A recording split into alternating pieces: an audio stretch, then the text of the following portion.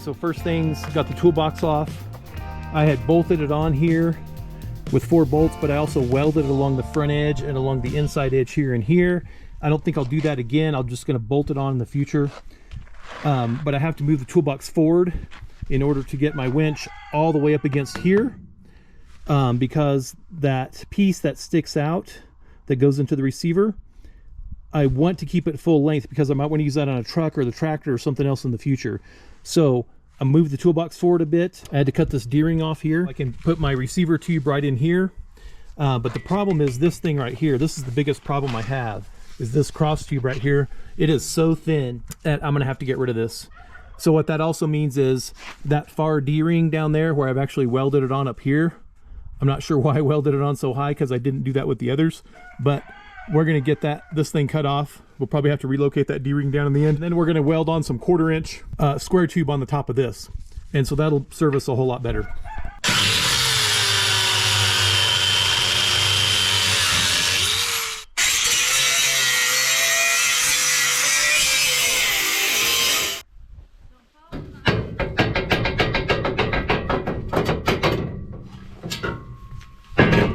Okay, so to cut this off, that took 3 of these discs, and this one I'm definitely going to have to relocate.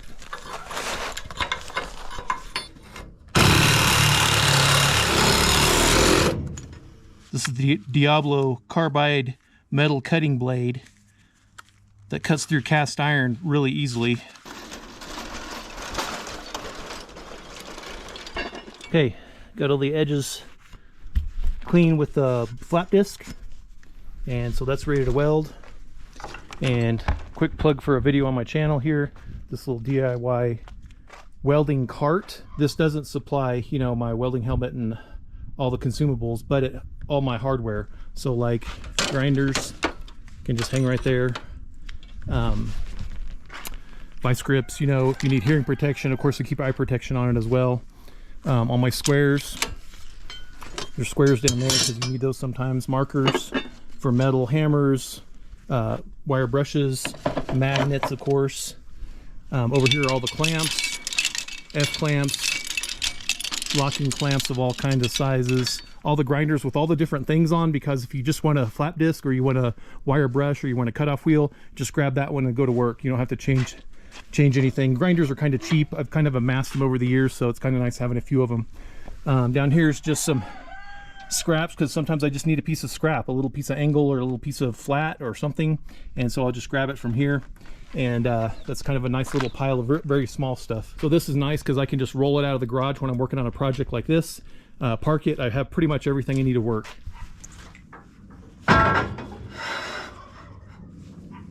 Okay, we're just going to get this lined up. I was going to put it flush with this, but I'm going to make it hang over just a little bit. I don't think it's going to get in the way of anything. I can always cut it off later if I need to. Okay, we've got it tacked in place. I don't know if it's really level with the trailer. The trailer's not level, so I could lower it until the trailer's level and then put a level on top of that. We'll just use the angle finder here, or just maybe 1 degree up in the nose. We'll set this on here, see if it's about the same. And it's about the same. I'm going to call that good.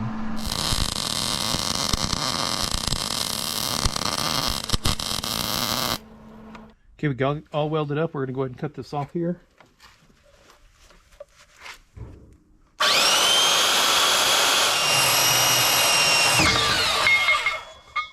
Okay, got it welded up. Now, in contrast to the factory job, I actually welded all the sides instead of the factory just welded one side and one side here. They didn't weld the back side. So I welded all the front side, the sides, and the back side, all the sides. Okay, that should be pretty substantial. And this is going to make a much better foundation for the winch mount. Let's get started on that. Okay guys, look at this with me for a minute. What I'm trying to do is get the winch as far forward as I can. I want it smashed against this rail right here, okay? That's why I'm moving my box forward. This is the winch mount.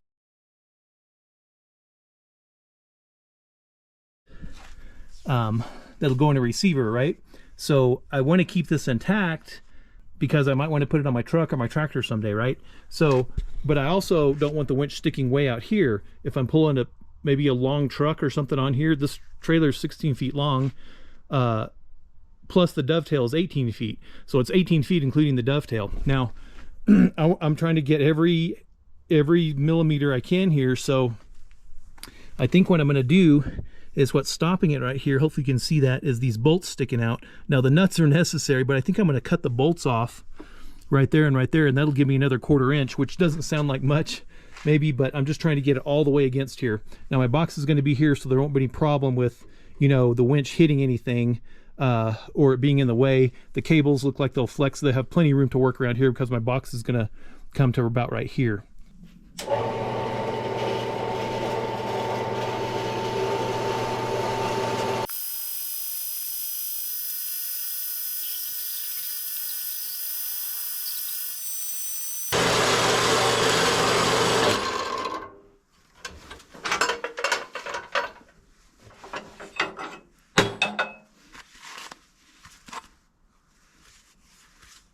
All right, so as far as what things to weld to, this thing's solid, obviously. This is going to be a good piece of the foundation.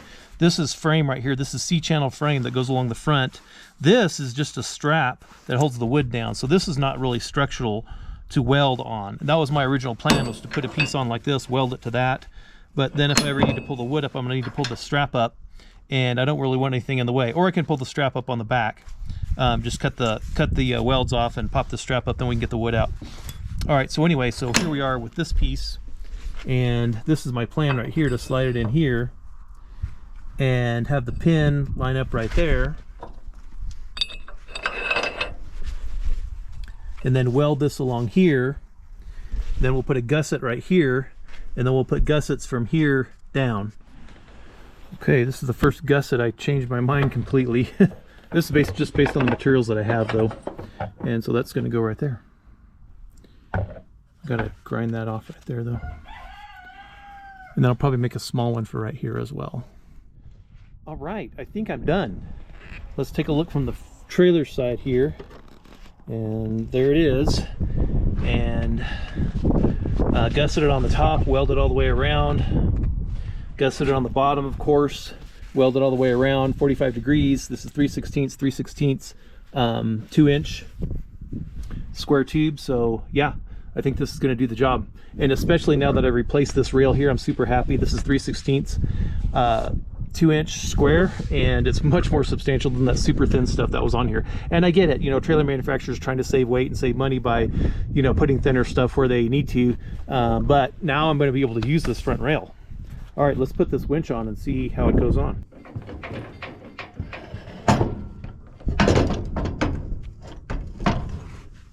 Where's the hole?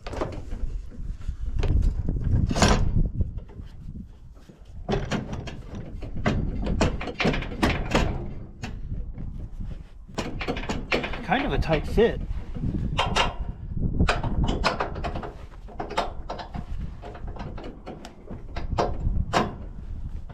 But it's a fit. You know, even after all that, my bolts are, my nuts there are still kind of spaced away a little bit from the frame. Well, I did the best I could. All right, so what I do like about this though is this strap that is right here that holds these boards down. The winch frame kind of sits right on top of that right there. And by the way, if you get a receiver that you're gonna mount your winch to so that you can take your winch on and off easily, make sure that the receiver that you buy that you're going to weld on is the right size, is the same size diameter as this tube that comes on this winch mount. Okay, so this winch mount right here, this is not the Harbor Freight one. This is actually the one from this is the Traveler brand from Tractor Supply, and it was about the same price. I think it's, I don't know how much it weighs compared to the other one, but it is heavy, and I really didn't want to put it on because the winch is already heavy enough. But that's actually makes the winch manageable and where you can position it and move it on, move it off more easily. So that's kind of the trade-off. You can handle it better, and it does give it some side protection, you know, from maybe a side impact or whatever. But in any event, keep in mind that that's this Traveler one at least is a 5/8 pin, and so I actually had a 3/4 inch hole receiver that I was going to use that I bought. It was just a short little piece, but it was actually a 3/4 inch hole, and then I couldn't use that. All right, so now we'll pull the pin. Just kind of wiggle this out.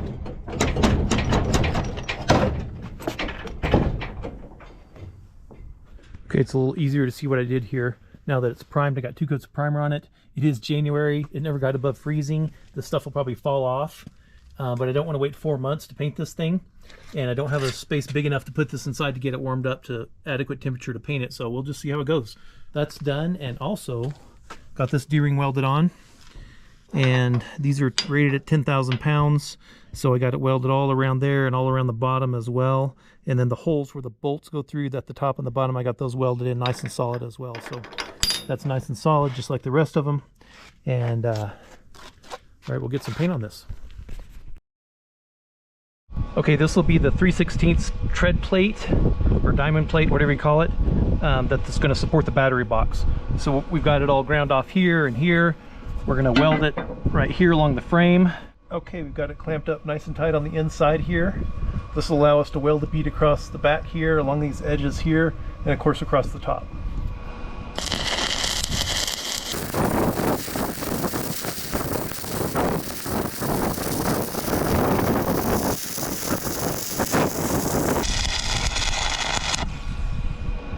Now, if you don't have one of these, this is a time saver.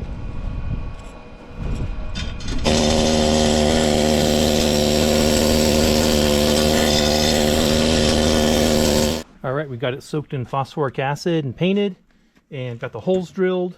And inside this box, it has little indentations that are nice because then your bolts are recessed. Your battery's not sitting on top of bolts. So I'm gonna set that down, line those up. Perfect.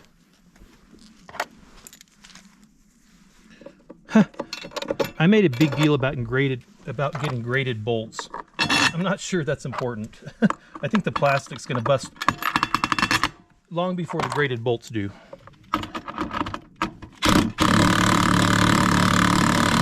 Now make sure when you're mounting this, don't mount it flush up against that, because you want to allow for the lid. The lid is always a bit wider than the box, right? And so you want your cables to come up through here and through here, say. You got to allow some room for that. All right, I screwed up. I forgot to put the strap under it. Now I got to take it off again. Now this strap is not going to last forever. I like this better than these cheap straps that come with these battery boxes. I just can't stand those stupid things. But this is going to get beat up from rocks. It's going to have a service life. It's not going to last very long. So I expect in the sun, the UV is going to break it down as well. So we'll just keep my eye on it and replace it every year or two. Straps are cheap. Is it pretty sturdy?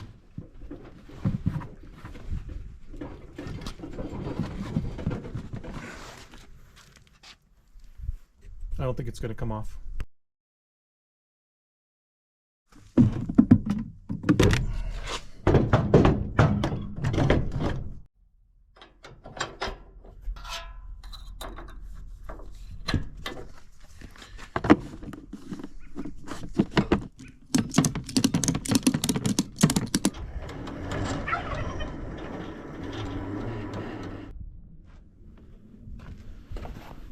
All right. Free spool, we'll flip it over to engage.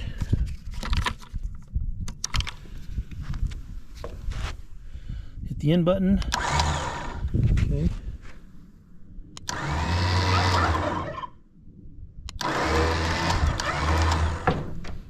Okay, rolling load, so there's no tension on the cable at all. Here's the big advantage of this. I can get in the vehicle. If I was trying to run that winch off the remote control that is the cabled one, I wouldn't be able to get in the vehicle and do this by myself, but I can get in the vehicle and steer it now, assuming my steering isn't broken, right? But we can.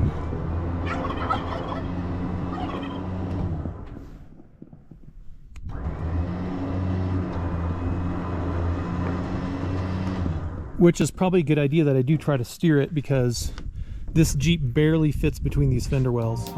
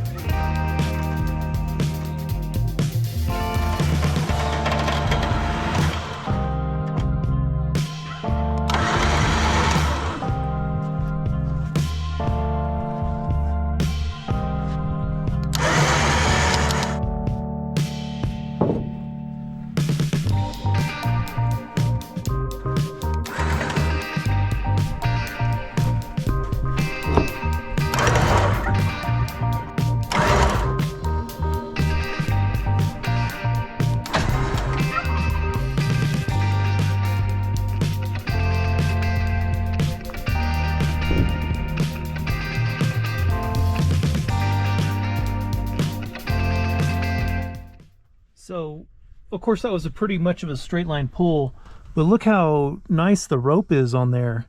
And that's just this rope tensioner right across the back here that did that. So that's pretty sweet. It's doing the job. All right, the emergency brake's on. It's in park. Let's let this out.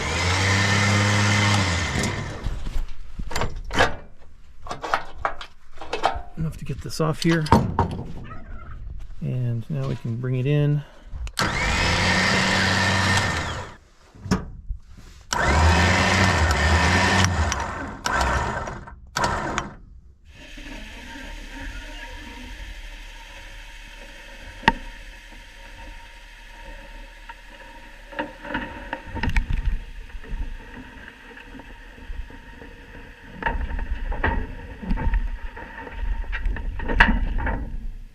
Okay, great. That seemed to work pretty well. The cable's spooled up nicely. The winch remote, the electric wireless winch remote worked really well, especially from the cab. Turned this into a one-person operation pretty much. So that was really nice. I don't think this bent. And, you know, looking down it, still looks nice and straight from all sides. So I'm pretty happy with that. Of course, that was a rolling load. It wasn't like a static load. And the winch did a good job too. I thought I could probably get away with like the 9,000 pound winch, and I probably could. But as far as the duty cycle of these winches, I'd rather have something that's a little overpowered. That way it's not having to work as hard. And so hopefully I get a longer duty cycle out of the winch. Okay, so the battery box worked well. You can see that I actually welded on some supports right here. I was worried this was flexing up and down from the weight of the battery, especially going down the road, and that might cause it to stress crack or stress fail across the back there. So these supports here make it super solid. It doesn't move at all. This battery may actually stay on here though. I may leave this battery on here and just put a solar panel up here, a trickle charger solar panel, and just let it keep it charged. May bring it in over winter, but you know, leave it out here in the summer and let it charge up. The other thing I'd like to do, and this will be an upcoming video, is bring a dedicated wire, a cable from the power system, from the two batteries on this diesel pickup, bring it back here. You know, it's going to have to be big, like O or 1/0 or something, and then make a quick connector back here with a heavy amp quick connector, so that I can basically run this winch directly off that. Or maybe I just make a quick connector that comes off this that I can connect to a quick connector onto the truck, so it powers the battery, and then I just leave the winch attached to the battery, and that'll give the winch 3 batteries to run off of, plus the alternator. Now I also am going to use this battery. This battery I've used in the past for where I just set it on the ground or set it on the trailer for our Harbor Freight crane and the Harbor Freight winch that I've used for logging. If you've watched my other trailer videos on this trailer project, where we put that Harbor Freight crane there and use that crane to lift logs onto the trailer. And it worked super well, it worked really, really well. Problem was this battery, when we're loading the last log, it barely lifted. In fact, we had to assist it to get the log up in the air so we could spin it around and drop it on the trailer. So, and that was our last log. So I don't want that to happen again when we go logging. I want to be able to, you know, run this little Harbor Freight winch that's on this crane as much as needed, because that just totally saves my back. It makes logging 100 times easier. If you're not lifting logs onto your trailer, I can't tell you how much easier it is. It has just saved my back so much. So this battery will also do that. So that's kind of another reason to run a high power cable from the charging system or the batteries here back here and make a quick connect. That'll power that battery. Okay, that'll be a video coming up. Okay, this has been fun. Hope you guys enjoyed this. Please comment down below if you have something to say, recommendations, if you see something wrong, something I could have done better. I'm happy to hear from you. I love YouTube because, you know, it makes us neighbors. It basically makes us where you're like a neighbor that pops over and says, oh, Eric, I see what you did here, but, you know, I would have done this different. I don't think that's, you know, the safest thing to do. Maybe you could do this and that'd be safer. I appreciate that kind of stuff so much because I don't know everything. I'm learning as I go, just like you guys are. So, but some people are more experienced than me in some things, and I appreciate your input. So, hey, thanks for watching, and I'll see you in the next video. Okay, last thing, just keep in mind if you're going to do something like this with a battery box. Thankfully, my measurements came out right because, you know, I jackknifed my truck, jackknifed my trailer. Nothing, you know, this is a severe angle right here, and it still clears, which means I could put something on the other side. What should I put on the other side? Huh? Got any ideas?